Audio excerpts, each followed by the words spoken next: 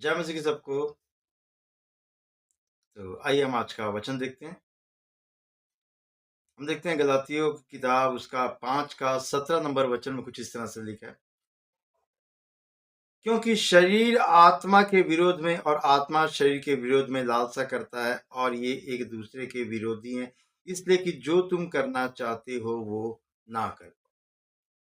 तो यहाँ पे हम वचन क्या देखते हैं कि जो शरीर है वो आत्मा के विरोध में कामों को करता है और जो आत्मा है वो शरीर के विरोध में। दोनों एक दूसरे के विरोधी हैं। दोनों नहीं चाहते कि एक दूसरे की लालसा इच्छाएं जो है वो पूरी हो सके। कि जो आप करना चाहते हो, जो आत्मा करना चाहती है, जो परमेश्वर की योजना आपके जीवन में है, शरीर नहीं चाहता कि वो योजना पूरी हो सके और वो क्या करता है, बीच में रुकावटें डालता है। वो अपनी इच्छाओं को पूरा करने की कोशिश करता है और ये एक दूसरे के विरोधी है, इसलिए कि जो तुम करना चाहते हो वो ना कर पाओ। जो आप करना चाहते हो, अगर आप परमेश्वर के कामों को करना चाहते हो, तो वो शरीर जो है वो आपको आलस पैदा करेगा, वो शरीर को सुस्त करेगा कि आप ना कर सको। अगर आप किसी मीटिंग में जाना चाहते हो, आप किसी प्रेयर के लिए तैयार हो रहे हो, आप बाइबल पढ़ना चाहते हो, तो वो शरीर क्या करेगा, आपको उबासी लेकर के आएगा, नींद लेकर के आएगा, किसी तरह का दर्द दिखाएगा, अपने अपने अपने अपने आलस को सामने लेकर के आएगा कि आप उस कामों को ना कर पाए। क्योंकि बाइबल कहती है कि क्या है, दोनों एक दूसरे के विरोधी हैं। और शरीर के जो काम है, शरीर के कामों के हिसाब से हम कभी भी परमेश्वर को खुश नहीं कर सकते, परमेश्वर को खुश नहीं कर सकते। क्योंकि जब हम देखते हैं यहाँ पे रोमियो 8 के 6 नंबर में इस तरह से लिखा है, शरीर पर मन लगाना तो मृत्यु है, परंतु आत्मा पर मन लगाना जीवन और शांति है। तो जब हम शरीर पर मन लगाते हैं, शरीर की इच्छाओं को पूरा करते हैं, तो शरीर अपनी इच्छा के हिसाब से, वो अपने फायदे के लिए, उसे जो अच्छा लगता है, फायदा कहने का मतलब है कि उसे जो अच्छा लगता है, देर तक सोना, बिस्तर में पड़े रहना, और थोड़ा सी नींद, और थोड़ा सो लें, और थोड़ा सुस्ता लें, आंखों की अभिलाषा को पूरा करने के लिए फोन में लगे रहना, ये शरीर की इच्छा है। गलत काम जो भी हमारे दिमाग में आते हैं, जो शरीर को आराम दे है। एक नशा करने वाला क्या करता है, उसे अच्छा लगता है नशा, क्योंकि वो शरीर के हिसाब से उसे अच्छा लगता है, लेकिन वो आत्मा उसके लिए तैयार नहीं। आत्मा नहीं कहती आप नशा करो, लेकिन शरीर चाहता है कि आप नशे करो। तो लिखा कि शरीर पर मन लगाना तो मृत्यु है, परंतु आत्मा पर मन लगाना जीवन और शांति है। तो जब हम आत्मा की सुनते हैं, आत्मा कहती है कि कम सो, जल्दी सो और वक्त से उठ भी जाओ। आत्मा कहती है प्रार्थना करने बैठो। आत्मा कहती है कि शरीर की ओर ध्यान मत दे, बल्कि तू क्या कर, अपने कामों को कर, परमेश्वर के कामों को कर। और 7 नंबर में इस तरह से लिखा है, रोमियो 8 के 7 में, क्योंकि शरीर पर मन लगाना तो परमेश्वर से बैर रखना है, क्योंकि ना तो परमेश्वर की व्यवस्था के अधीन है और ना हो सकता है। और जो शरीर शारीरिक दशा में है, वे परमेश्वर को प्रसन्न नहीं कर सकते। क्योंकि शारीरिक दशा में जब तक हम इंसान है, वो परमेश्वर को कभी भी प्रसन्न नहीं कर सकता। क्योंकि गलातियों 5 के 18 में लिखा है, और यदि तुम आत्मा के चलाए चलते हो तो व्यवस्था के अधीन ना रहे। अगर आप आत्मा के चलाए चलते तो आप व्यवस्था के अधीन नहीं है। व्यवस्था क्या कहती है? व्यवस्था के द्वारा पाप उजागर होता है। तो अगर हम आत्मा के चलाए चलते हैं तो फिर हम व्यवस्था के अधीन नहीं है। और अगर शरीर के हिसाब से चलते हैं तो हम क्या है? व्यवस्था के गुलाम है। हमको व्यवस्था के हिसाब से चलना पड़ेगा। और व्यवस्था के हिसाब से कोई भी इंसान का कभी उद्धार नहीं हो सकता। इंसान कभी भी हमेशा का जीवन नहीं ले सकता, क्योंकि शरीर के काम और आत्मा के काम बहुत फर्क है। जैसे दिन और रात, वैसे उन दोनों के काम है। क्योंकि लिखा है गलातियों 5 के 19, 20, 21 में इस तरह से देखेंगे, लिखा है शरीर के काम तो प्रकट हैं, अर्थात व्यभिचार, गंदे काम, लूचपन। ये क्या है? व्यभिचार करना किसके लिए? शरीर को अच्छा लगता है। गंदे काम शरीर को अच्छे लगते हैं। लूचपन जो है वो शरीर को भाता है।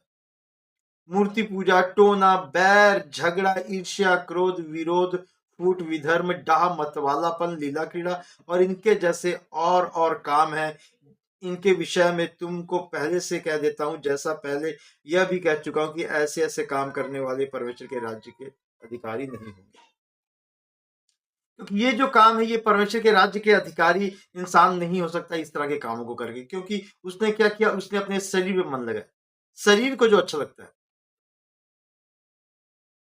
ये सारे गुनाह ये शरीर के द्वारा होते हैं, और इसके द्वारा इंसान कभी परमेश्वर के राज्य का अधिकारी नहीं हो सकता। और आत्मा के काम क्या है, जब हम देखते हैं गलातियों 5 के 22 से 24 में इस तरह से लिखा है, पर आत्मा का फल प्रेम, आनंद, शांति, धीरज और दया और भलाई, विश्वास, नम्रता और संयम है। ऐसे ऐसे कामों के विरोध में कोई व्यवस्था नहीं है। तो ऐसे ऐसे जो काम है, जो आत्मा के काम है, उनके विरोध में कोई भी व्यवस्था नहीं है। इन कामों को करके आप पार हो जाते हो, आपको व्यवस्था के अधीन रहने की जरूरत नहीं है, क्योंकि आपने वो किया जो आत्मा के फल है। और आत्मा का जो फल है जब इंसान को मिलता है, ये 9 तरह के अलग अलग फल नहीं है, ये एक ही फल है। जब मिलता है तो इसमें 9 तरह के अलग अलग गुण है। और जो मसीह यीशु के हैं, उन्होंने शरीर को उसकी लालसाओं और अभिलाषाओं समेत क्रूस पर चढ़ा दिया है। तो जो यीशु पे विश्वास करने वाले लोग हैं, जो लोग कहते हैं कि हम मसीह के हैं, तो उन्होंने क्या किया है, अपनी लालसाओं को शरीर के साथ में क्या किया है, क्रूस पर चढ़ा दिया है, कुर्बान कर दिया है। यीशु मसीह के लिए उन चीजों को दफन कर दिया।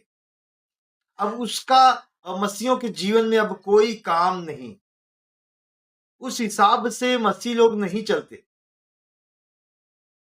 अब शरीर का उनके जीवन में कोई मर्जी नहीं है, क्योंकि एक इंसान जब परमेश्वर को जान लेता है, जब वो मसीह के रास्ते पे चलता है, तब वो शरीर के नहीं बल्कि आत्मा के चलाए चलता है।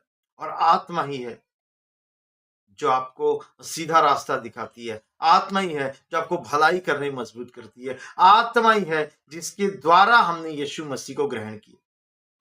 और जब ग्रहण किया तो उसकी सी चाल भी वो हमको चलने में मजबूर करती है, वो रास्ता दिखाती है, वो हमको सही दिशा लेके जाती है। और वो जब लेकर के चलती है, जब हम उसकी अगुवाई में चलते हैं, तो हम परमेश्वर के राज्य के अधिकारी बनते हैं।